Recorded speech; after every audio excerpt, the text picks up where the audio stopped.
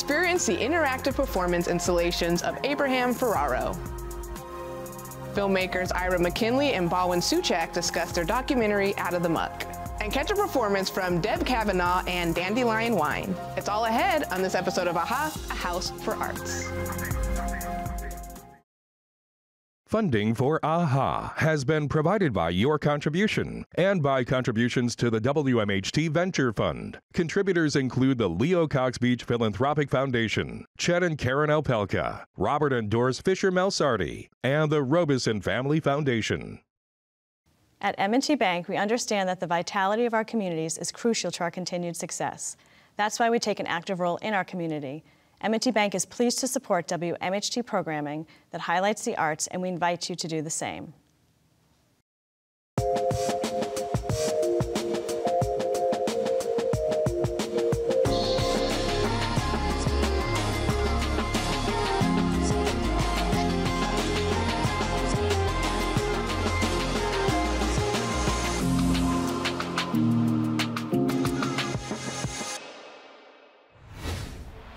Hi, I'm Jade Warwick, and this is AHA, A House for Arts, a place for all things creative. Here's Matt Rogowitz with today's studio visit.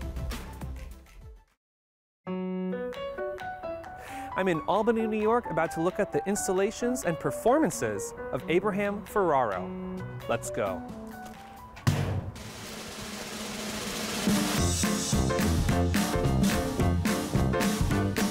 My artwork has always been about art itself. And what it's like to be an artist. I do large-scale installations where I have a bunch of light switches and literally miles of extension cords.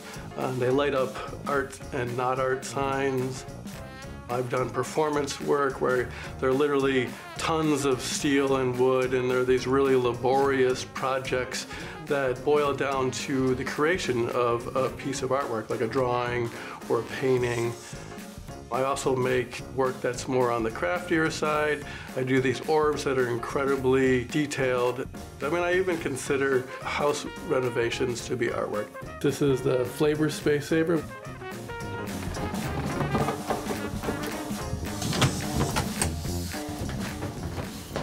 Black beans. I like to do anything that unites hands-on skill with creative thought.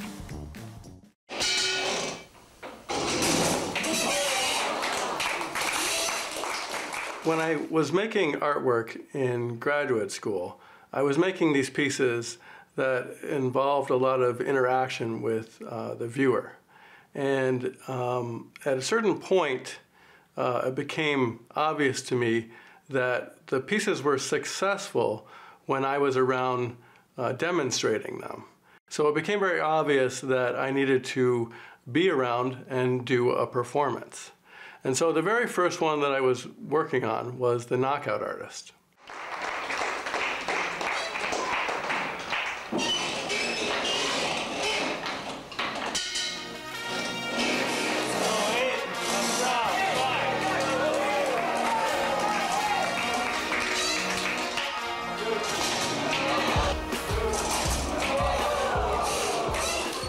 And it was a spring-loaded mechanical boxing arm.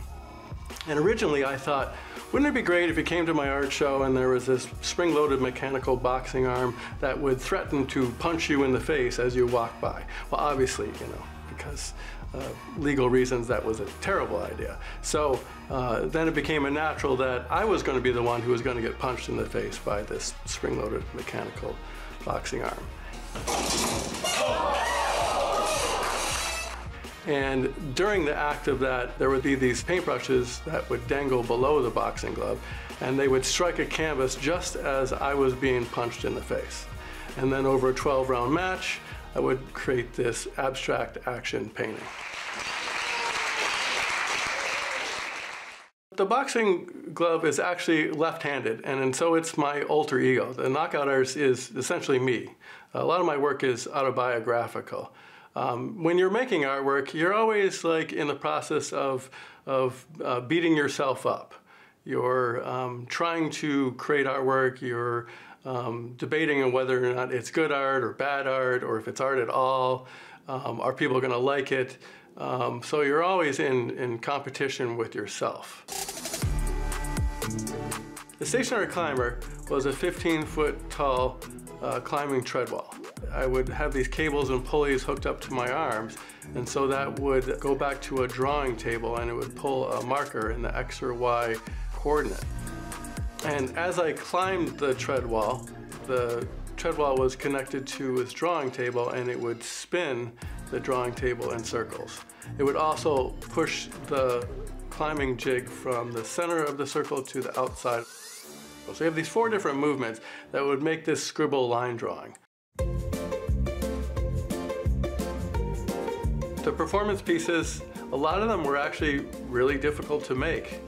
And I was really kind of jealous about painters and photographers that could just send their artwork to a gallery and it would get installed for them. I mean, you know, with the performance work, it was always me setting up these pieces, and it was really hard to sustain.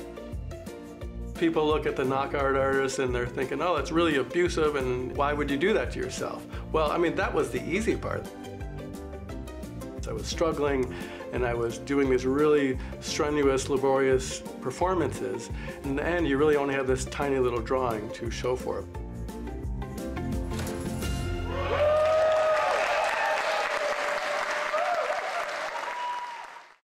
The mailable artwork directions was really an answer to the problem that I had created with my performance pieces.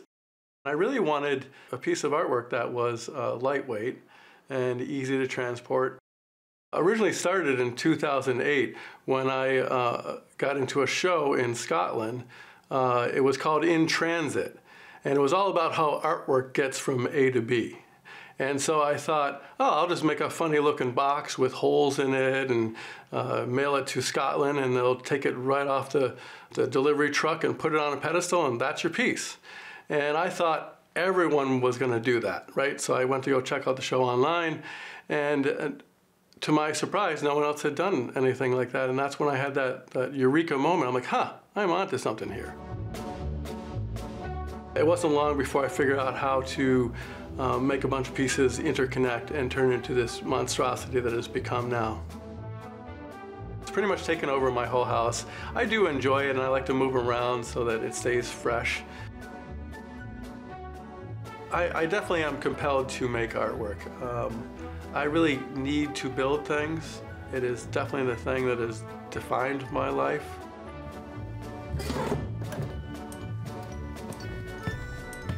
Who really declares what is art? I can say that it's art, but if it's not validated by the art institutions or by the art audience, then does it really matter?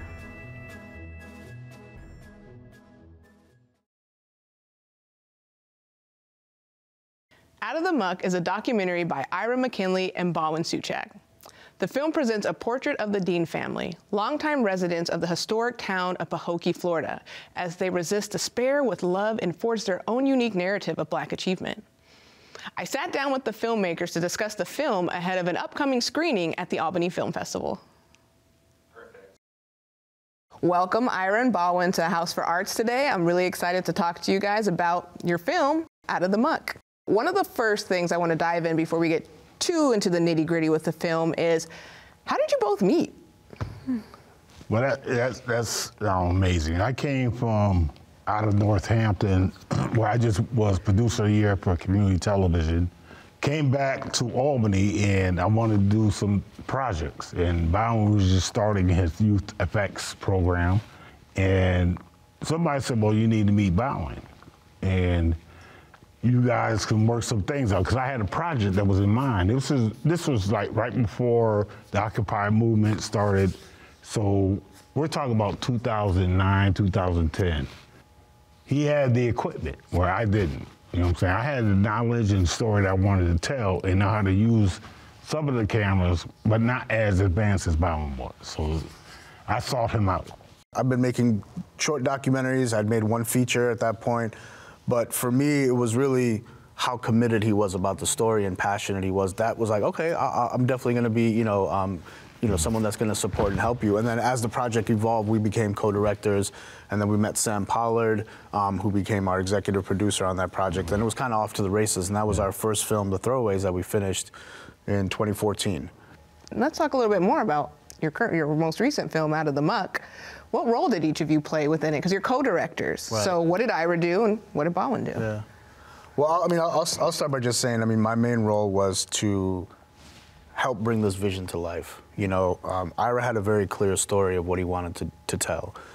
Now, he had to take the time to go and develop, you know, the details of that, his family members, connecting with the community, and he'll talk a little bit about that. But my role was really trying to think about, you know, how do we want to film this story? How do we want to tell this story in a way that is cinematic, but also is unique to the environment of Pahokee, Florida, which is not like any other place in the world, in my opinion. Mm-hmm. And so bringing those elements of, you know, how do we get, you know, the certain kinds of shots, like what kinds of pacing will we have for the story? What kinds of, you know, additional, you know, crew will we need? So it was kind of like that role, playing more like the technical and the, you know, the visual and the aesthetic element, bringing that into it. Yeah, so what is the story and the focal point of Out of the Muck? I think it's generational of how they help each other. And going through all these hard times, they're still surviving. Mm-hmm. In the poorest county. They're in this county called Palm Beach. And 40 miles to the east, when you land down there, there's Trump, there's Mar-a-Lago, and there's all these rich people. Then you go 40 miles to the west, and there's the sugar, U.S. Sugar, and these poor. Now, you keep these people poor to produce this wealth. So one of the things we say, out of the muck, how do you get out of it? You know what I'm saying? So you have this generational of people coming together, regardless of the, you know, the circumstances. You know what I'm saying? And that's, I think, that we wanted to base off and touch on the history. It's beautiful. I know it's probably a little challenging when you go into communities, particular small communities, with filming. You know, sometimes filmmakers go in and they just want to go in and they want to film, and there's kind of a disregard historically. And I want to know both of your approaches to going into this community and filming, and how did you get the folks who are on camera to be involved, and did you face any challenges with that? Yeah. I mean, I'll say that the number one thing, and this is for every project that's a longer form project, is to start by building the relationships, you know, and connecting with the people. And I think, obviously, this is Ira's family. So he has those connections, but he still hadn't been there, as you see in the film, for 30 years. There's people he had never met till 2015 when he started doing the research. So for us, if you think about the first time that Ira went down and engaged with his family, that was January 2015. We really didn't start rolling on this film camera till September of 2016. We had gone down in the fall of 2015. We had cameras, we were filming some people. We were mainly filming the landscape, so I could capture, like, okay, what is the kind of color palette? What is the kind of the ways that the light is hitting stuff? As a cinematographer, thinking about those things. But for me, it's like I had to build those relationships with people, because, you know, you can't just go in a place and expect people to be comfortable with you filming them unless they know who you are and what your purpose and intention is. And I think in Pahokee, if you've done any, you know, kind of research on that town, you'll notice a lot of documentaries have been made about this little town. And what do they focus on? The poverty, the violence, you know, all about people leaving the town and the football team. And it's like, people get kind of tired of only being seen in one light. And as Ira just said, I mean, for us, we wanted to focus on the intergenerational beauty of how people live together, help each other. You know, we focus on people like Bridget, who have been there for her whole life, and Ira's family has been there for 7 generations. That's rare. We don't hear about those stories. So it was kind of like an attempt to have a counter narrative to what you traditionally see about those types of towns. But the number one thing, starting point, was building relationships, because it took time. And there's people that still would see us, well, what are you guys doing with that camera?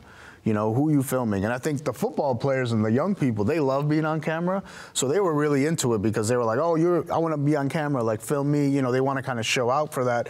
But a lot of the folks who, you know, had been there, they know how some of these films have been exploiting them and their community, and they say, we want to be, you know, aware of what you're doing. Even once we started rolling and, like, really filming, we still took time. Like, there was time people would be like, can you stop filming? Absolutely. I cut the camera off and put it down, because I'm like, I'm not going to film you if you're uncomfortable with me filming you. And I think a lot of those filmmaking teams that have been in there have been predominantly white documentary filmmakers who are trying to just extract these negative stories. So they saw Ira, and even though he was from there, they still had to ask him questions. But then once they realized who his parents were and who his father was specifically, and oh, you Bridget's uncle? Oh, okay, you know Alvin? That's how you build the relationships. But it took time. When I first talked to him, I said, yo, listen, this is going to take 3 to 4 years. We didn't know it was going to take 7. We had like 3 to 4 years. We're going to be coming down here filming, and they didn't know the process. I said, all we need is access to your life. You got to feel comfortable with that. Yes, you do. You know what I'm saying? And they haven't seen me for 30 years. So they had to get comfortable with me. They had to get comfortable with Bowen. Bowen's part of the family. He's brought all his family down there, and they love them too. So they're comfortable. So the people that you bring to shoot, you know, and the people that you're shooting have to be comfortable with the process. One time we had no money to eat, and they fed us. We had no funding yet that first year. Yes. So Ira's family came through. They were housing us, feeding us, the whole 9. So what were folks' reaction? Like, it seems like a team effort. So what were people's reactions once they saw the screening? Yeah. I mean, I'll just say that one time that we did, we've done a bunch of community screenings, especially for the family. We screened it a lot of times, but we did one big community screening, and it was great. I mean, people who had never seen the film, some of them didn't even know we were filming the whole time. They heard the history. There was the history piece, and that was a part that was amazing to me, because I was like really blown away by people who live in a town and don't even know how significant that town is to the history of the entire country. And they were blown away by that. They loved seeing themselves on camera. I think a lot of feedback where people were like, we love that there's many generations represented here. It's not just about high school kids or elders or anybody. It's specifically about how the community is all these different generations. You got babies all the way up to people who are in their late 90s. Yes. And that was something that they felt proud about, because that's what Pahokee is about. You know, people look out for each other, you know. So the community screenings were a lot of fun. You know, I think the biggest feedback was, like you were saying, they're like, when is this thing coming out? Like, we want to watch it. We want to share it with people. You know, and that's part of the process when you do a film, is like people don't understand how long it takes. And then, of course, you know, because we were working with PBS, we have to work under their constraints and also their kind of, you know, deliverable schedules. So it was a process for them, but I think in the end, you know, people have been very positive. And I think part of it is because it was something that they had not seen before, that they were dying to see a film that talked about their community in a positive way. Without it being all sound bites. Right, right. Yes, and I mean, you look at it, the town, when I was there in the 60s and 70s, it was vibrant. And then now, it's not, but it's like every town USA where, and the thing is, it's like more, Polarosk is a small town and there's really nothing there. You know what I'm saying? They used to have, you know, Burger King, hospitals, stuff like that that's not there anymore. You know what I'm saying? And there's a whole generation that never knew that they had this type of stuff going on. You know what I'm saying? Before all this stuff got scooted out. But the thing to me is the resource. And you see that people eat, they fish, you know, they catch rabbits, they do all these things. So it's not just, even though they poor, they're rich in the resources. Yeah. Bridget has a mango tree in her front yard and 2 avocados and a banana tree. Next door, in her backyard. Next door, they have an orange tree. And what we wanted to show was a place that was, to me, like a Garden of Eden. You know, beautiful. without all the, you know, the technology stuff. You know what I'm saying? So they broke it down, but there's still survival. Take us back to our roots, right? Yeah, there you go. Well, awesome. Well, I appreciate you guys taking the time to talk. I hope folks see Out of the Muck. It's an amazing film, and I can't wait to see what you guys do together next. Out of the Muck is screening at the Albany Film Festival at 1 p.m. on Saturday, April 1st, and it's free and open to the public. Go to albanyfilmfestival.org to learn more. You can also watch the film right here on WMHT on Monday, April 3rd at 10 p.m. Please welcome Deb Kavanaugh and Dandelion Wine.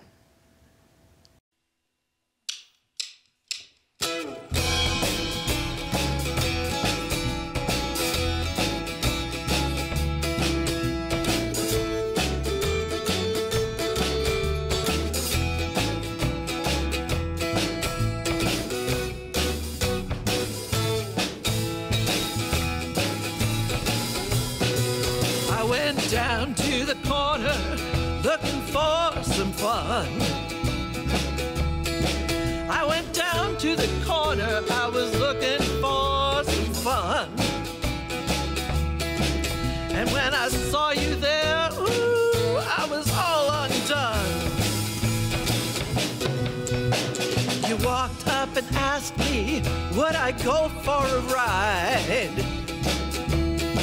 Yes, he walked right up and asked me if I'd go for a ride. And then the next thing I knew, I was sitting right by your side. I don't know what you did, I don't know what you said. I looked in your eyes and I was out of my head. Ooh, baby, do you know what I mean? Well, you're the finest man that I have ever seen.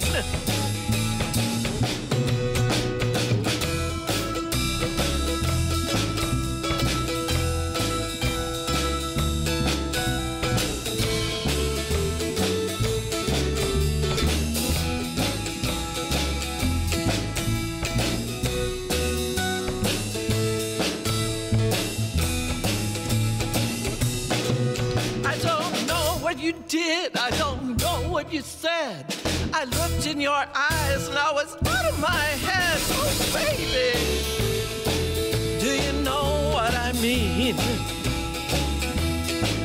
We are the finest man that I have ever seen. You crept up from behind and you swept me off my feet. Oh, yes, you did. You crept up from behind and you swept me right off my feet. And when you lay me down, ooh, yes, it felt so sweet. I don't know what you did, I don't know what you said. I looked in your eyes and I was out of my head. Oh, baby, come on, tell me, do you know what I mean? Well, you're the finest man. I said you're the finest man. Ooh, yes, you're the finest man that I've ever seen.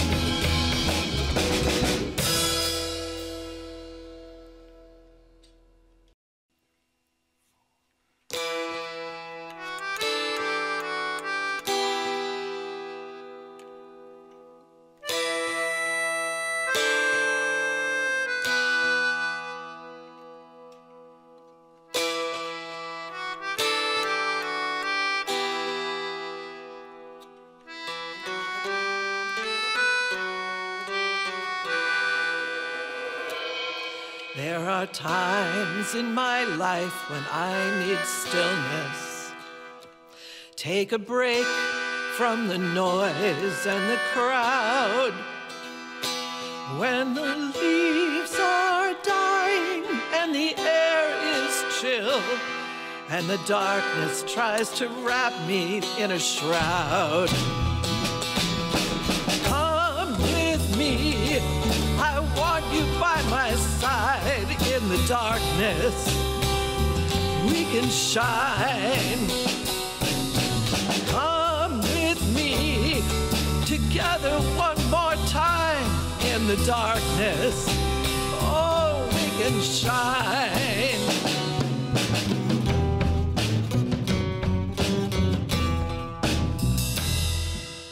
On the day of the dead, I will remember all those souls who have gone on ahead. When the leaves are falling and the air is chill and the darkness tries to get inside my head. Come with me, I want you by my side. In the darkness, oh, we can shine. Come with me, together one more time. In the darkness, oh, we can shine.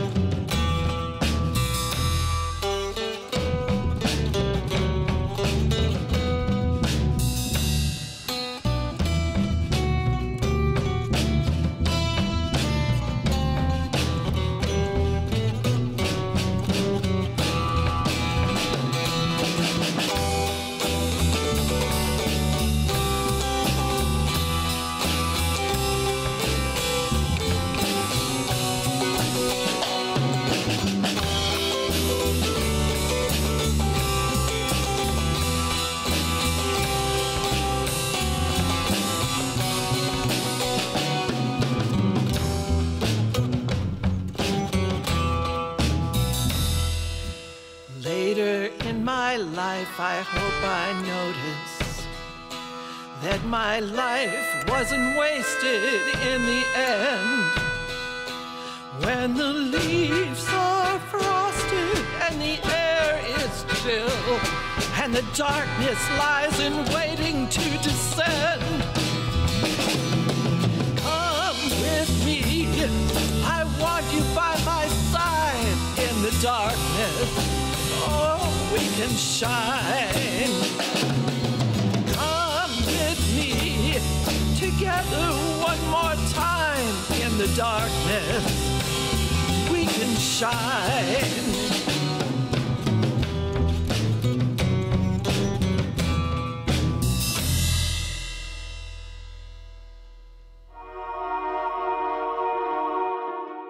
Thanks for joining us. For more arts, visit wmht.org/aha and be sure to connect with us on social. I'm Jade Warwick. Thanks for watching.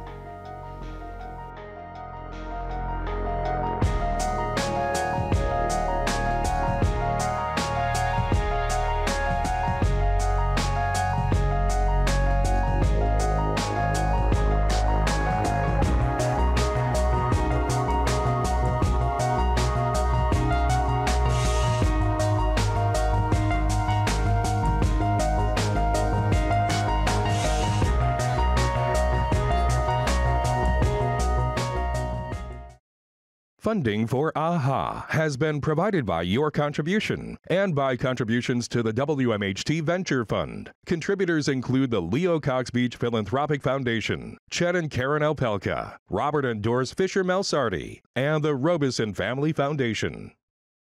At M&T Bank, we understand that the vitality of our communities is crucial to our continued success. That's why we take an active role in our community. M&T Bank is pleased to support WMHT programming that highlights the arts, and we invite you to do the same.